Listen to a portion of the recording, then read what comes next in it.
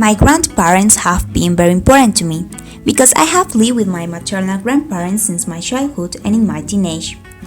Sadly, my grandpa passed away some years ago, and I miss him too much.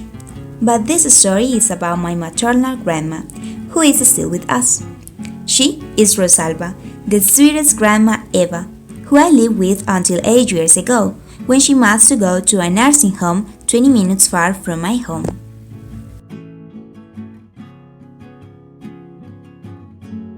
She is my second mom, and together with my grandpa cared for me when I was young and my mother was at work. I remember she brought me out of the house when I didn't want to eat the soup and sat me on the sidewalk with her. Then she called random people and told me that the people who passed by us were doctors and were going to give me an injection if I didn't eat the soup. She played with me in my doll's house too and was my best friend. But as I said, 8 years ago everything changed. She had to move to a nursing home. Some years before that, she was diagnosed with Alzheimer, and I was very young to understand it. I didn't want to believe she would forget her tesorito, as she called me.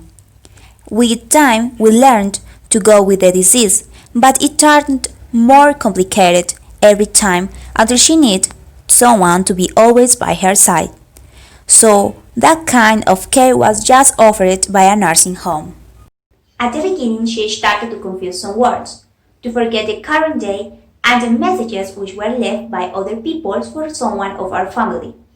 She wanted to collect garbage from the street and became a kind of an accumulator.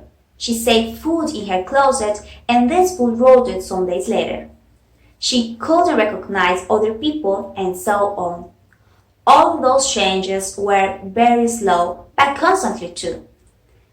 And it makes you more tolerant with elderly people because you understand not just them but everybody deserves kindness.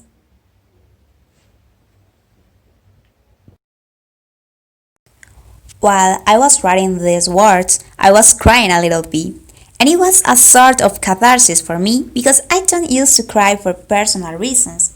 However, it's not just something hard but also an interesting experience by learning how Alzheimer operates and how much care we have to take of our elderly people, especially those who are alone and could suffer mental diseases like Alzheimer.